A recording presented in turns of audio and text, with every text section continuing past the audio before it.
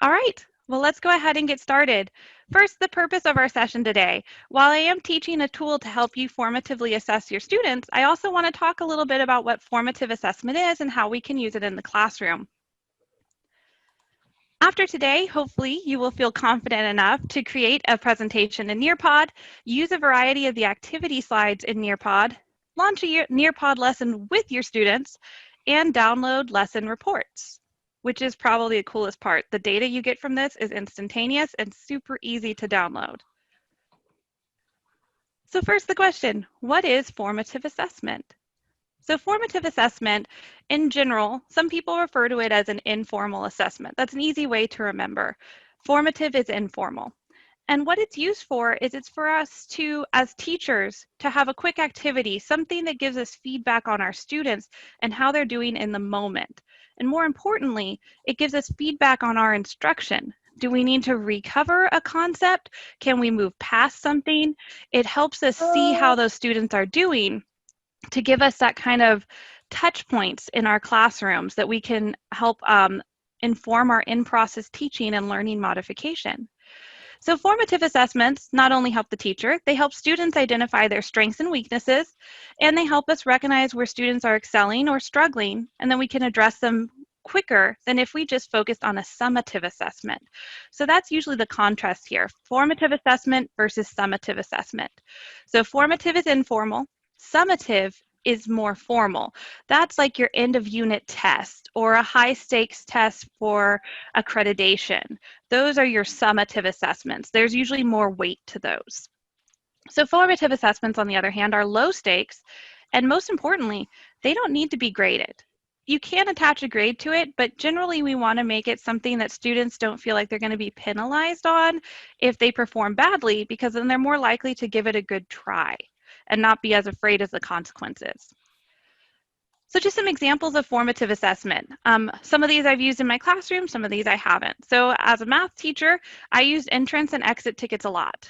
I usually had my students doing something when they came in the classroom related to the lesson the day before, and then something on the way out of the classroom just to kind of check in with our understanding for the day.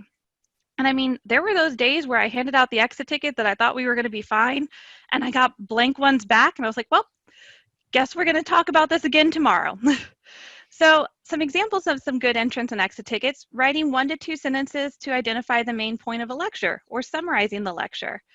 I like this one a lot. This one's actually pretty fun in a digital setting.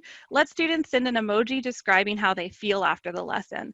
That's important too, giving them an opportunity to be silly and send you some sort of checkpoint or touch point as to how they're feeling.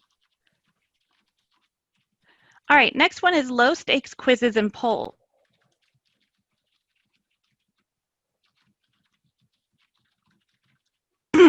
Sorry. There's my allergies again. So low stakes quizzes or polls. You could use Quizzes or Kahoot as fun interactive quiz games. Quizzes is something that's not as recognized as Kahoot. I actually think I like it better than Kahoot, and this could be a topic of a future session, but they're basically just fun little quizzes that you can take as a class or asynchronously with students on their own that give them immediate feedback. That's another nice point to make about formative assessment. Formative assessment allows us to give more immediate feedback because usually they are quick to grade or easy or simple to grade. This is another technique, muddiest point, where you have students identify what concept is the least clear to them after the lessons. Now, in some of the research I've read, the muddiest point can be a great tool, but if it's used too often, then it tends to focus on the negative instead of the positive, because you're focusing on what's least clear versus most clear. So it's a good concept to do maybe when you have a particularly difficult unit or maybe before a semester exam review, but this wouldn't be a suggestion for all the time. And last is self-assessment. This is so important. It kind of goes with self-efficacy, giving our students an opportunity to develop some sort of nonverbal system or maybe a way to indicate during a lesson that they're not quite understanding. They might need more help. So in secondary education, which is where I worked, I've seen some teachers do some different strategies like Post-it notes just on the way out with a thumbs up or a thumbs down or a check mark or an X. It's also nice that it's nonverbal so that you might not know exactly who's telling you this, but you get some quick data about your students like, oh, 50% felt the lesson went well, but 50% are still struggling. I know that I could provide a little more time on this, but maybe not as much as some other concepts.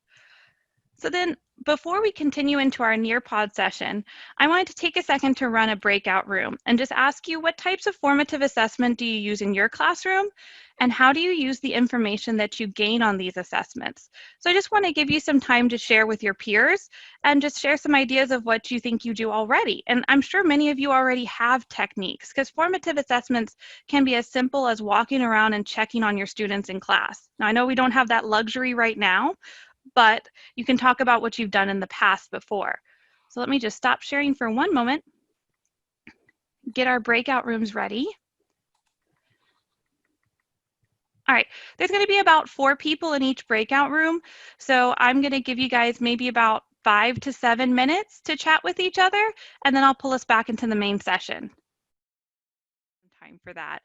Did anyone want to share out anything that was shared in their breakout room? Either an idea that you have or an idea that somebody else had? I like using quizzes. I found some high quality quizzes there, and so I've used that before. We're actually doing a mineral quiz that I love it, and it's been used by 12,000 people. I think it's really good, and so usually I have to do some type of administrative stuff, kind of at the beginning of class, like doing the breakout rooms or something like that. So I have them do that while I'm getting rushing to get them into their breakout room. That's such a good use of quizzes while you're doing those administrative tasks. I like that idea. And just in case you haven't gone and checked out quizzes yet, Elizabeth brings up such a good point. They have a bank of questions that you can borrow from, and you can edit them if you want, or you can use them outright. And my favorite part, because this is just my humor, I guess, but they give you memes if you're right or wrong, and you can also tailor them to your course. So like I had math memes going. It was great. Anyone else have anything to share from their rooms? Yes, let me ask you this. I hear Elizabeth talking about the quizzes and that she loves to use that tool. So I'm discovering over here many tools or applications that we could use, and I'm new to all these. So how do I get this? Is an application or is something that we have already on Canvas, or we have to look for it and download it? A lot of them are web-based. Okay. So quizzes is something you can start an account for. It's free. And so is Nearpod, the tool that we're going to be looking at today. And honestly, it's just one of those things where like you kind of play around with it. Maybe Elizabeth can talk. I don't know if it integrates with Canvas. I usually just used it as a link that I would share with students. But hopefully I can make that a topic for another session. I can keep giving support. Because I love to use stuff like that. Supposedly you can use it as both either a live quiz or assign it as homework. And so, you could, I just do it for fun. But you could always have them screenshot it at the end and use it as the grade, or you could assign them as homework. I was thinking actually of assigning it to my asynchronous class, and giving them the option, because it exposes them to different pictures of minerals and talks about their properties. So I just thought, why not? Yeah, and I've used the one where you embed it as like something for later as homework, not in live participation, and it works really well. I usually use it as like a review or something that they can come back to, versus the in-class one I treat more like a game. And is this a website that Yeah, you're talking about? And what is it called again? I'll put it in the chat because it's quizzes, but it's quizzes. spelled weird. No, but I got that already. Okay, I was gonna say, I was like, Thank but you. it's spelled weird. We No, can't spell anything normal right. with educational tools sometimes. Any last thoughts? And then I think we'll go ahead into Nearpod, because Nearpod actually does have some integration with quizzes a little bit. We discussed, and I would like to know, there are some of us that do not teach online we don't have classes that meet at a certain time just because of COVID, they're online. We're strictly online teachers. And so we don't have the advantage of being able to do a lecture at 10 o'clock in the morning where we know our students are going to be together. So we talked about different informal assessments that we can use because we don't have the luxury, I guess you could call it, of having students where we can lecture. So anything you could give us on that would be appreciated. And that's a fabulous point. I picked Nearpod, and then I also am kind of promoting quizzes because both of them have the capability to be synchronous or asynchronous, but still be interactive. And then just on that point, I wanted to share something that came up. I went and joined a breakout group real quick, and I'm so sorry, I forgot that. I think it was Veronica. Veronica was talking about using maybe the muddiest point idea as a discussion topic. And then Raleigh, our instructional designer at Palo Alto, he mentioned, well, what if we made that like a discussion board for the year, where students have this muddiest point, or maybe not for the year, but for like a review, where you have this like, hey, if you're stuck on a certain topic, post it in the discussion post. And then that way you also have the ability to make it where either the student can answer, other peers, or the teacher can answer. So that's kind of, I just had that thought and thought I'd share it with you because that's more of an asynchronous tool as well. Okay. Oh, I love that. Was that you, Elizabeth? You're saying you test it out with family and friends before you share with students? I've done the same thing. It helps you feel so much better.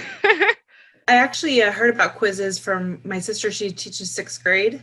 And so she said she likes it better than Kahoot because Kahoot's more of a group activity and quizzes is more individual. So it depends on what she's trying to assess, but you know, whether it's group work or individual work, but she likes it because it's more individual based. But you can Exactly. also in quizzes as well. That's actually why I prefer it as well. Depending on my purpose in the classroom, I liked getting the more individual. They focused a little bit better. But I also taught freshmen, like 6 classes of freshmen per day. So a lot of 14-year-olds in rooms, and they needed something to focus on, which was Kahoot was a bit too much sometimes. So what is Nearpod? I keep using this fun word. Nearpod is a digital platform used for interactive instruction. It can be used for a whole lesson, it can be used for part of a lesson, quick formative assessment, and it has some gamified activities as well. Really what Nearpod is it's PowerPoint, but better. Because PowerPoint's limited. I mean, I'm using a PowerPoint right now and I can share information, I can click to a video, I can link to things, but there is only so much that PowerPoint itself can do. And so Nearpod adds this interactivity level and allows you to get feedback from students. What's cool about it is that it can be created from scratch, or if you already have your PowerPoint or Google Slides, you can upload them. And I'll show you that because I actually uploaded some slides when I show you the student view of this. I uploaded the slides from today's presentation and all I did was click and drag. It was super easy. And then similar to quizzes, they have a library of already created lessons and activities. So if you're just looking for something that maybe is already set up, it's there. And there's a whole page about Nearpod in higher ed, that has a lot of resources, and that's linked later in this presentation.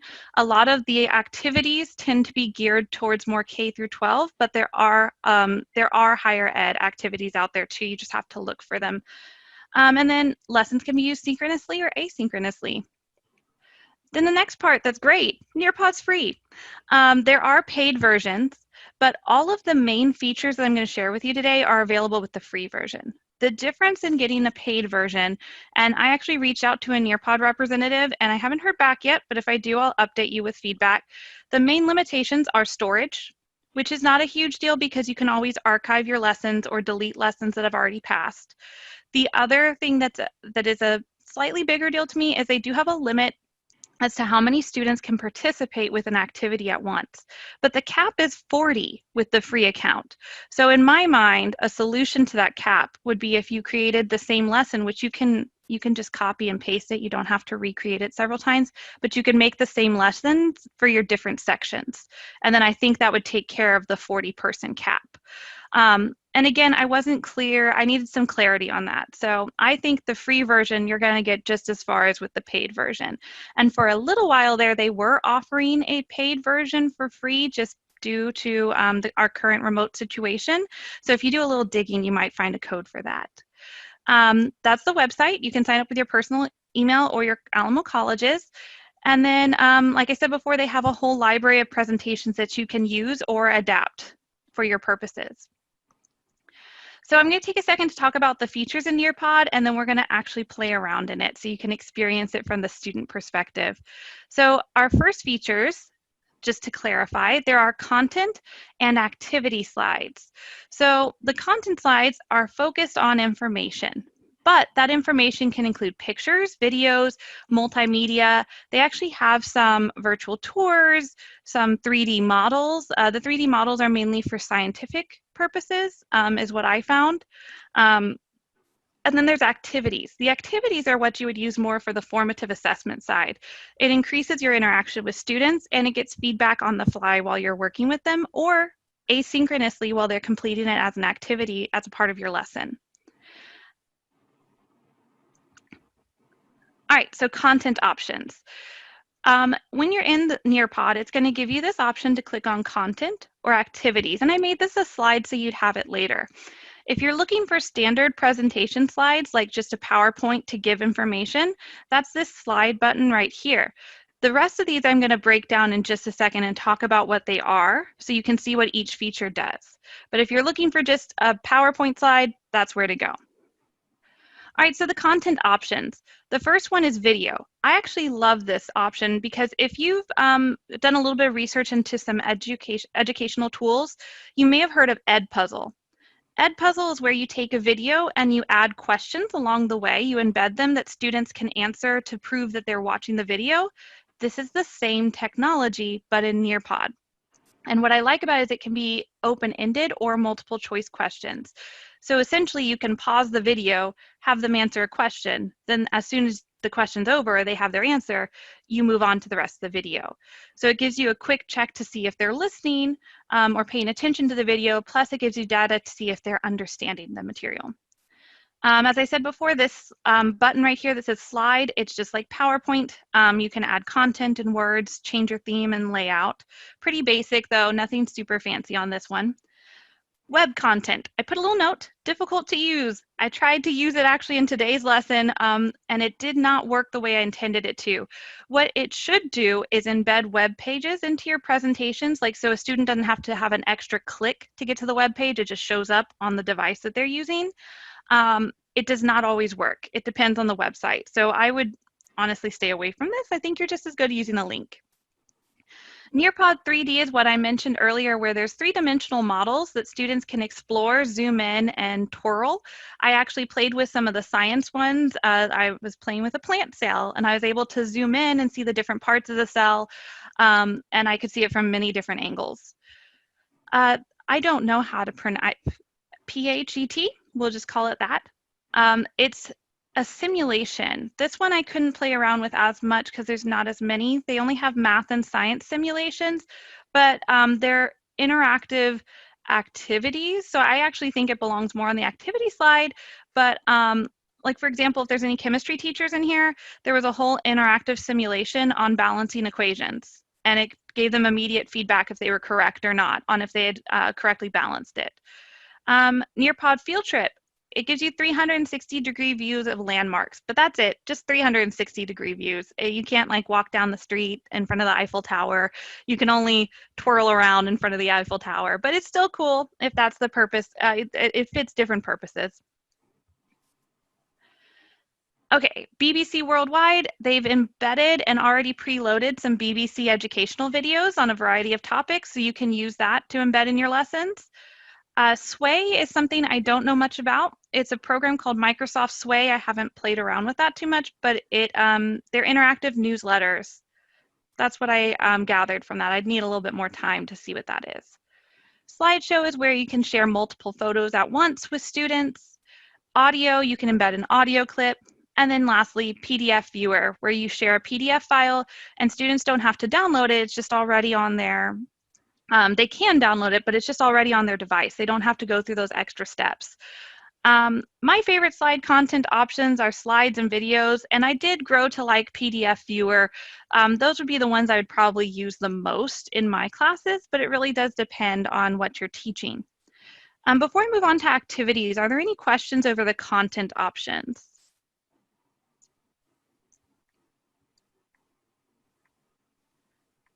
Okay, and I know Mallory's been placing the PDF in the chat, so that way you have access to this, because I know I'm giving a lot of information at once. All right, so the activities, this is where I think Nearpod shines. So there's 10 different activities that you can create or use pre-created activities with your students, and I'll share with you what my favorite ones are again. So to start off with the first one, Time to Climb is a gamified quiz similar to Kahoot and Quizzes, but it's Nearpod's own product. It's cute. I prefer quizzes still, but it is another option if you're already using Nearpod. Open-ended question is exactly what it sounds like. You send your students a free response question to check for understanding, and only you will see the student responses. You can hide, it's not one of those things where they have to share every response. I really like this feature because, as some of you know, if you've come to some of our convocation sessions, in Zoom, you can't send an I mean, you can have students respond in the chat, but you can't really send an anonymous open-ended questions easily. I mean, there's ways you can do it, but it might be a struggle and you might still not be able to keep some responses confidential if students click on the wrong button. So this is a way that you can check for understanding with free response. Matching pairs. This one's kind of cute. You can match up pictures to words or like vocabulary to definitions. So it's another game idea. Quiz is exactly what it sounds like. It's your standard multiple choice quiz, and you can choose to share the correct answers with students or not. And that choice is available whether you're synchronous or asynchronous. And I'll show you when we're synchronous how easy it is to choose between sharing answers and hiding answers. It's a quick, easy button. Flipgrid is another educational tool that you may or may not have heard of, but it's a way for students to submit really short videos. My friend that teaches 6th grade math has used it before for review purposes, where a student does a review question and videotapes them actually doing the review answer. And then they upload it so the whole class can see. So it's like every classmate takes a part of the review chunk and teaches the other classmates. But my advice, if you haven't tried Flipgrid before, I'd try it on Flipgrid before you try and use it in Nearpod. They just happen to be owned by the same company. And so they have integration. Okay, Draw It. If I have any math people in the house, this is my favorite tool because you can put a graph paper up and have them draw the like whatever graph you want them to draw, or you can have them actually solve out a math problem and send it to you. So I love this. One thing cool I figured out about Draw It as well is that students can upload their own pictures and then draw on top of them. So I don't know, there's a lot of opportunity for creativity, I think, with Draw It. A lot of opportunity for creative lesson ideas. Amanda. Yeah. I don't mean to interrupt, but we did have a question in the chat, and it was asking if these items that you were covering integrate with Canvas. And I stated that they're not, that they would be added as external links. So I just wanted to make sure that that was wasn't overlooking anything that does connect. I believe that's correct. I know I included some more information that does touch on how to use this with Canvas, but I think the best way to use it personally would just be to link it, because you're going to get a very easy link when you create your Nearpod to share with students, and you can just say, hey, I want you to complete the following, like watch this lesson, complete the activities with it, make sure you submit everything, here's the link that you go to view the presentation. That's probably how I would use it if I was trying to share it asynchronously. Synchronously, I'll show you how I'd probably share it too. Thanks, Mallory. Yes, and if anyone's curious to see what does integrate with Canvas, they would click on their settings, and then they would view all the applications that are listed. And that's how they can find what integrates already available in Canvas. All right, the last few activity options. Collaborate board. Someone earlier in my breakout room, I think, mentioned that they use Padlet. Collaborate board is a way to, it's basically post little sticky notes. So students can give you, or your participants for your Zoom meeting can give you ideas during your presentation if that's what you're looking for, or if you want to do that check-in with like, how is everybody feeling about this topic, they can post a Post-it note, and you can also like it. It has a little button where you can click if you like the comment or not. Another thing cool about the Collaborate board is that you can approve the comments before they're posted, and then yeah, so you can make sure that they're posting things that are on topic. And then the poll is very similar to Zoom polls. You just send a quick question. You can ask for opinions. You can ask how students are doing. You can ask something silly or serious, but it's very similar to Zoom polls. These last two I kind of saved at the end. They're the two that I don't have as much creativity with seeing how they would work, but others may find that. Fill in the blanks. You can take any text, you copy and paste it in there, and then you click on all the words you would like to turn into blanks, and then it becomes a click and drag activity for students to fill in the blanks that were created in the paragraph of text. And then memory test. This one I played around with as much as possible. It is truly intended for a younger audience. It's not even where you can create matching definitions. It's truly just matching pictures. So that one I don't see as much use for, but some people might be more creative than me. So my favorite activity options are the quiz, the poll, draw it, and the Collaborate board. Any questions about activities? Because we're almost ready to see this in action. Okay. So how do you launch a Nearpod lesson? If you've used Kahoot or some sort of interactivity or interactive tech with your students, you might already kind of have an idea on how to do this. But what's going to happen is you'll go to your library, and it takes you to your library instantly. There's no like extra buttons. Once you log in, you're there. It will have all your lessons underneath a section called My Lessons that is big and bold. You can't miss it. And these options to the left-hand side, those are where you would create a new lesson. But on the right-hand side is where you would teach your existing lessons. So you would click Teach, and then you would have your 3 modes.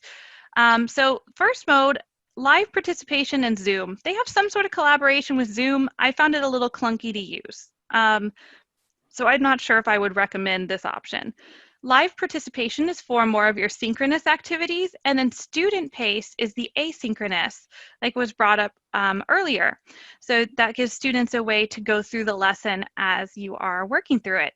Now, what's really cool about live participation, and it was my favorite part and why I used it in my class, is that in live participation, the way that this differs from PowerPoint is that even though everyone's going to have this on their own device and they're seeing your lesson, they will only move forward if you're ready to move forward.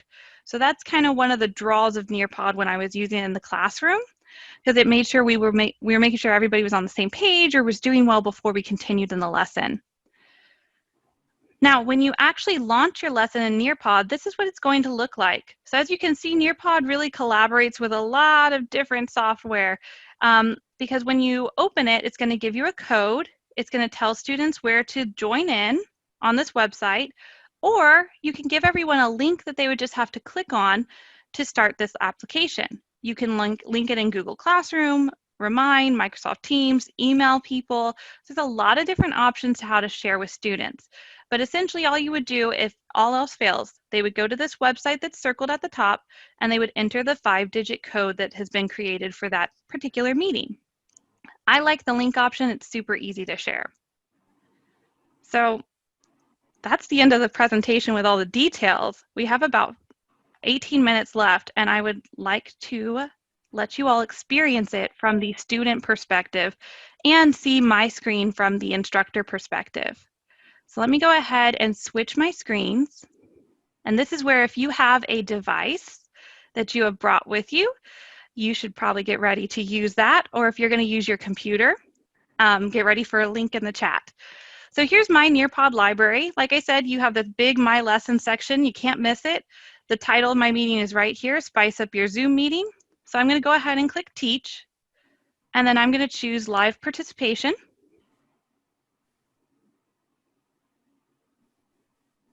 And I get this code. So if you're going to join in on your device, you might want to use this link, and then this code to log in. But I'm also going to click link, copy, and I'm going to paste it in the chat right now.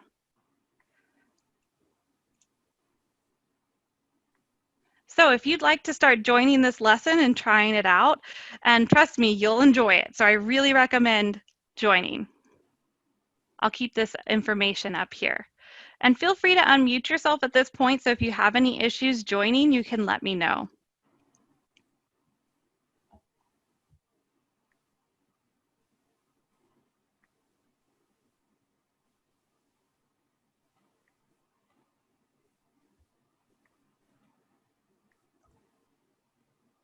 How's everybody doing? We got like real quiet for a second there. I'm there. Okay.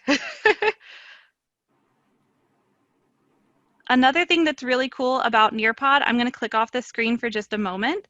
If I exit out here, the code is always in this top left corner. So if students get kicked out, the code is right there for them to get back to. And then if you click it, it brings back this page that has the information with the website and the code. Let me see, I see something in the chat.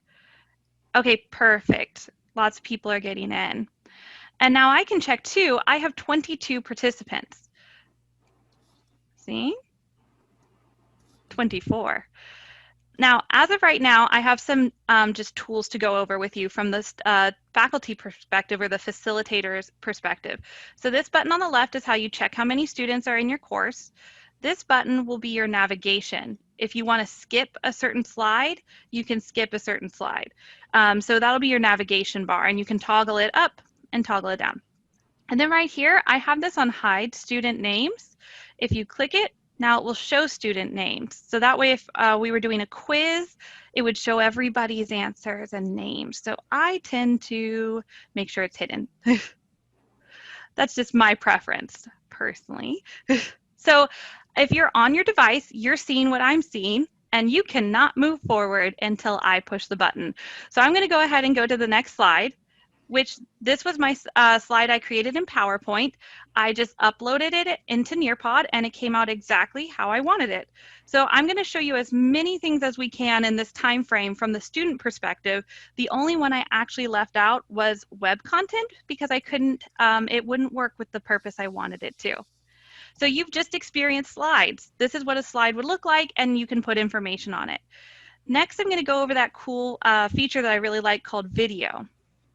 So on the faculty side, this slide contains a video. Where would you like this video to be played? All devices or this device only? And I can apply this for the rest of the lesson or not. So what that means is if I click all devices, all students can watch the video on their own pace. But if I click this device only, it will still play on your phone is what I understand, but you'll hear the sound through my computer. So I'm going to go ahead and let you guys play around with this. I'm going to click all devices.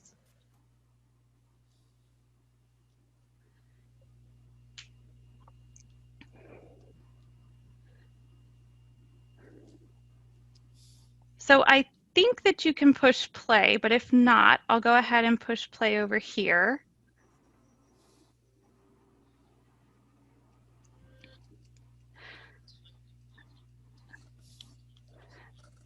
Yeah, I hear some people listening, so it's going with it's going on your device. If you notice on my screen up here, I'm sorry, I'm going to talk over it for a little bit in the interest of time. It's a cool video though, a good riddle. If you notice, I have these two blue dots on my video that are probably not showing up on your student view.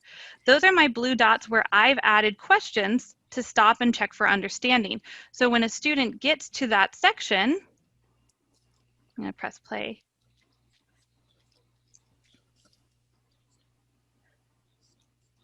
It asks me if I want to start the activity, which means it will pause the video wherever students are at. So if they clicked start a little late, it might just jump them to this. And I'm going to click start activity. So on your phone right now, and I'm hiding student names again, what would you tell our escape artist to do? And so you can type in your answer. Now, I don't know if we have time to do this right now since I don't know if many of you got the whole video, but you can actually type in a free response and send it in. I like whoever said run. And And then this is, right now this is my view, but you can share with students if you want to, or you can just keep this for your own data purposes. Act normal, perfect. So then I'm gonna go ahead and push play again. So we're gonna go past that question, and now it's starting the rest of the video. So I'm gonna skip ahead again. Okay, so then I get to the second dot.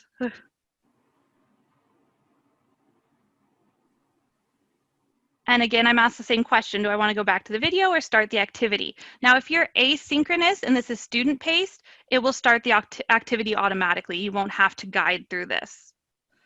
So then same thing, there's a question, are there any factors that you think this solution did not account for? And then you can put your answer in there, send it, and it'll display to the faculty member or the presenter. All right, I know that was really fast. Are there any questions before we continue? Okay, so then moving on to the next slide. This is, as I stated earlier, my favorite one. I'm asked to start the activity. And if you're a math person, it says to sketch a cubic function. And you can change the color of your mouse, you can erase, you can start over. And then whenever you're ready, you hit submit. And as you can tell, we're anonymous again. And I start seeing people's responses, and I can click on them to share. And it shows when they're in progress too. So whoever this is was drawing in the middle of it. I like the cube here.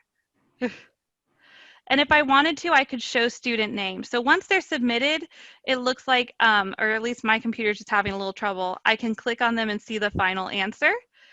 And then if I wanted to, I could show the names if I wanted to focus on somebody and show like what a good job they did.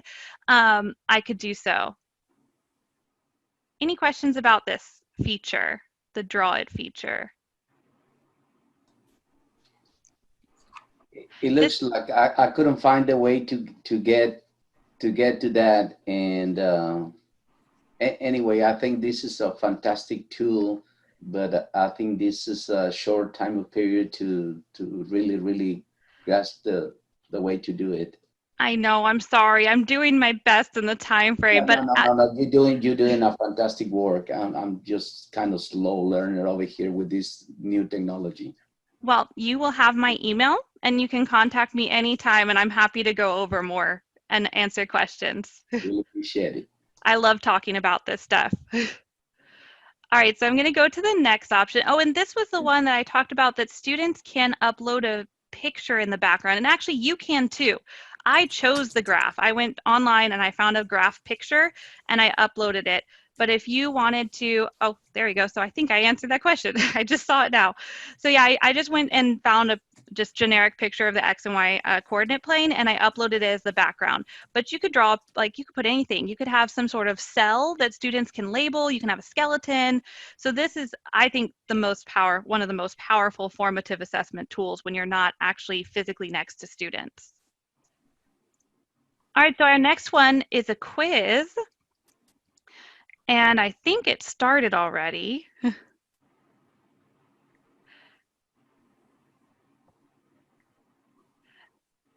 Yes, Nicole, I actually thought of you a little bit while I was thinking about the picture uploading. I was like, oh, she could do some really cool things with this in her art classes. So I made this quiz kind of meta. It's a formative assessment about formative assessment. So I want to check in with all of you to see how you're understanding formative assessment. Yes, Jennifer, this can be synchronous and asynchronous. Just in the asynchronous, you won't have to be controlling it. The students will be self-paced. All right, so as you see before, student names are hidden, and so are their answer choices. I found out when I was playing around with this platform that if you show student names, it will also show their answers. Now, that's just on your screen. Students aren't seeing the screen, but I wanted to show you something pretty cool. If I click this wonderful red share button, on your phone now, you should see the results of how we did. I can't remember off the top of my head if it's a breakdown of the results or if it's actually just sharing the correct answers. Are you guys seeing something on your devices? It does both. It does both? Okay. Yeah. So it's a great opportunity if you're synchronous to share the results and then discuss them. And then in the asynchronous session, you actually have a choice when you start the lesson if you want to share the answers or not. So I'm going to click unshare.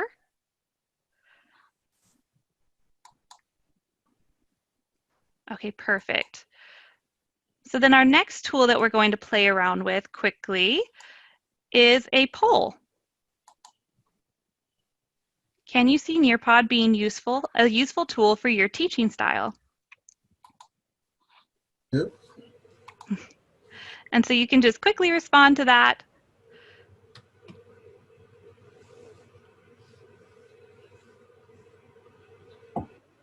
And so this is where it's very similar to Zoom polls. And you can share the results again. Well, it's not letting me right now, but I know that you can.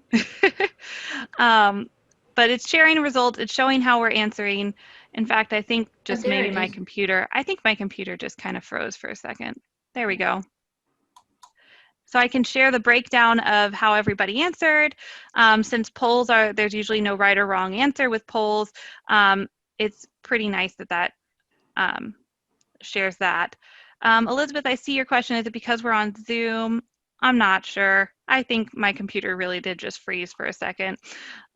It's been having a tendency to do that about 45 minutes into a presentation. So, we're right on target. All right. Our last feature, or no, I have two last ones. All right. This slide is a collaborate board. Would I like to approve student comments before they're posted? No, I trust all of you. So if you want to take a second, if anybody's into Hamilton, you'll notice my little reference there, but what comes next? I want to do 2 more of these spice up your Zoom sessions, and I love using educational technology tools, especially for formative assessment, because that's the assessment geek in me. I love getting that data so you can help inform instruction and help students. What do you want to learn more about? So drop me a message here, and then we should start seeing some responses. Oh, there you go. And then if you don't want to type, but you like what someone has said, you can just come here and give it a quick little like.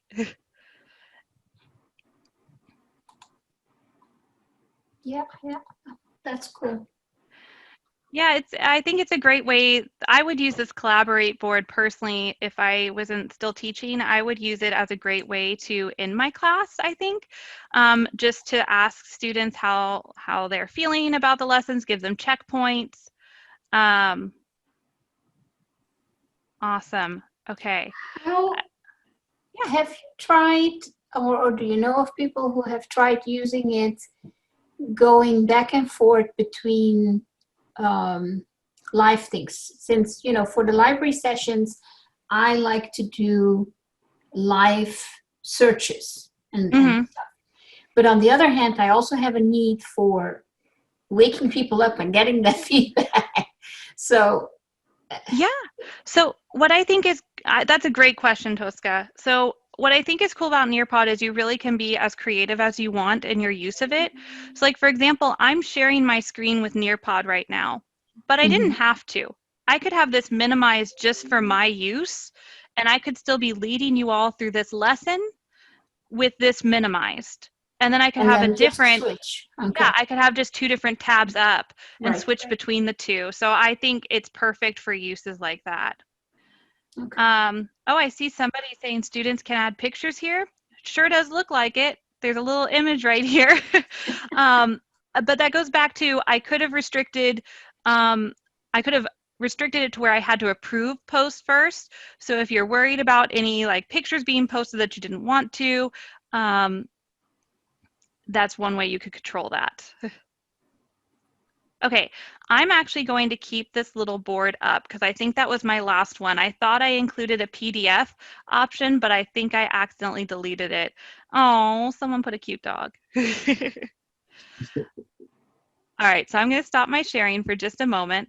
So if you're interested in more resources on Nearpod, they actually have a great website set up.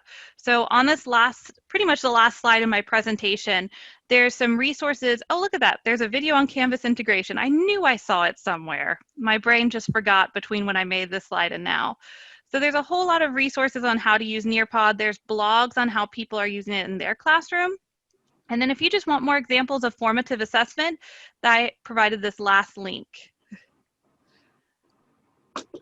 Let me see. So if we recommend, I see a question here. So if we create a lesson on Nearpod, you recommend not trying to upload it in Canvas. I don't know if you can necessarily just strictly upload it. I would recommend posting the link because all of these lessons are going to be linked back to a web page. It's a web-based software. So I would recommend posting the link in Canvas more than trying the integration. But I mean, I don't really use Canvas that much, unfortunately, since I'm more on the staff side. But since they do have some Canvas integration, they might just be giving best practices on how to link Nearpod into Canvas. But that is all I had for you today. So I'm going to go ahead and stop sharing. And I'd love to open it up. If there's anything that I didn't cover and you want me to go back to my Nearpod screen and just play around with some of the settings, I have time and I'm happy to answer any questions. I did realize I forgot to share one thing, and then I'll let you guys ask all your questions. In Nearpod, I'm gonna stop the board for now. As much as I wanted to keep it going, I know I need to stop it so I can get back. Or actually, I need to leave this session. I wanted to show you one cool thing about Nearpod that's a new feature. They have a quick launch feature. So if you are in the middle of a lesson, you're like, oh, I'm really not sure, or if you're in the middle of a meeting and you're just not sure if anyone's understanding what you're saying, if you go to quick launch, it gives you these 4 options for probably the most useful tools, I guess you could say, to get quick feedback: open-ended, draw it, collaborate. So that way you don't have to create a whole Nearpod lesson. You can just send out one quick thing and have people respond to it. It's good for basically on the fly.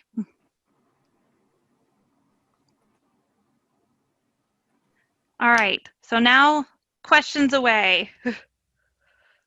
I have a question, Amanda. Yeah. I was just wondering if you feel like students would have trouble toggling back and forth or having multiple windows open, operating a Zoom call and Nearpod at the same time. I know my children are doing that, on a Chromebook, but I just don't know if our students have the same resources. And so I'm a little nervous about having them go outside of Canvas and outside of Zoom. But I'm just curious if people have experienced that. I can totally see that hesitation, and I definitely welcome anyone to talk about if they've used a tool other than Nearpod kind of at the same time. For me personally, I like stuff like that. I think it keeps me engaged in what I'm doing, and so I don't mind having multiple windows up and toggling between the two. I mean, the nice part about Zoom is if you minimize Zoom and you pull up all the other windows, it keeps that little minimized video in the corner, so you can go and do all these other things, but you still have the video of the instructor in the corner. Now it is small, but you can maximize it or minimize it when you need. So for me personally, I don't know, I'm more comfortable with that, but I think that the self-paced would be a really good option if you want to use it, but you're nervous about using it in a live setting. Amanda, can you practice with that quick launch button? Yeah. So if we're teaching a lesson and we want to see if they're paying attention, then I can just on another window open it up, post a question, and then how did they get to it? I have to send them a link in the chat? Yes, so let's try it right now. So if we did an open-ended question and I enter my question here, I just say, how's your weekend looking? And I can add a timer. I didn't mention that earlier, but I can add a timer if I want to control that. I can add media, video, audio instructions, and enable student audio recordings. I think that allows them to submit an audio as their answer instead of typing it. So then once I do this, I would click quick launch. And This is still a beta tool, so we're going to see how it uses, if it does well. So it gives us the same code as before. So this would be like if you really weren't in the middle of a Nearpod lesson, but you wanted to add something to it. And then you could either have students go to this link and join with this code, or you can send them the link through Zoom, kind of like what I did in our last session. Okay. That's a great question. Hi, this is Kevin. I have a question. So if you're recording a session, it seems to me that you would, in Zoom, you want to have the student's view that you're actually doing the recording on, and then another browser, you have the instructor's view. Is that a correct assumption? I think you can do in both. I see what you're saying about if you were recording a synchronous lesson for students to watch again later and have the same experience. I think you could do this two ways. I think you could still record the faculty perspective, because I was still able to, I could have watched the whole video with you guys, and I could have stayed on the questions longer and shared the questions in a different format. You kind of have to play around with it to get to your comfortability level. But I think I would almost recommend as well, after your live session is over, you can always come back in here and repost the same lesson, but student paced for the students that are asynchronous, and they'll get the same questions and the same experience, so they could follow along with what you're doing. Okay, are they, do they hear the audio as well, or do they, like, how does that sync? I guess, here, I'm going to stop sharing for a second because I want to make sure I understand your question. Because you're talking about you've recorded your lesson, right? Right. And you've used Nearpod. So then if you've recorded it, they'd be listening to your Zoom recording that you've uploaded wherever you've done it. So, and then they'd follow along with Nearpod while they're listening to your Zoom video. Okay, so they have to actually launch the Nearpod and the Zoom recording at the same If they time. wanted to, because Okay. I still think that with the faculty view or the teacher's perspective, I think you still see a lot of the information that's on the student side. There's not the interactivity. You wouldn't get the answers from students asynchronously unless you gave them the access to the student-paced lesson. But it all depends on what your goal is, right? Like, did you want to get just the feedback from the live participants? Do you have a way later to get formative assessment results from your students that are asynchronous in a different setting? You might have something already built in that takes care of that. So it's all about purpose and what the goal is when you're using this Nearpod tool. Okay, so, and I have it's just it's a online class, but I do hold an hour session weekly that I have about half the students join. So how do I give the ones that watch the video later the sort of the same experience? Do I record the actual student view, or do I record the instructor view? Because there's a lot of visual that goes on as well in the lesson. I think you'd still get it from the instructor view. Okay, all right. And that makes it a whole lot easier on my end. So Yeah, I think I mean, you'd have to get a little feedback from your students maybe after you try it out. You know, test it out, record the instructor view, and then if they think that they are missing out on something or they're not seeing something, you know, give them that opportunity to say it. I think when I was in my breakout room earlier, that was one of the things I kind of took away. I think Veronica said it, that she asks her students after she tries a new tool, and you can even use Nearpod for this at the end with a quick poll, just say, hey, did this work for you, or was it too much? That way you can kind of formatively assess if you should use the tool again. okay, all right. And when you're, I apologize for taking up all the questions here. So when you're constructing a lesson in Nearpod, you construct it sort of linear. So if you have quizzes or questions, it's not like you have to go select those, that it comes next in line. So it's already started. Correct. It's in order. Okay, very good. Yep, Thank you. correct. And you can jump around, but I mean, I haven't needed to yet, but if you needed to go back to something, there's a button to toggle which slide you're on at the bottom. Any other questions?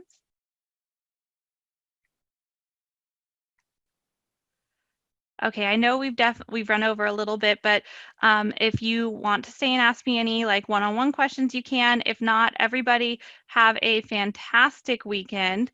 And yeah, I hope you come back again for the next one. It'll be on October 9th, and I'm going to go read your results and see what we should focus on next.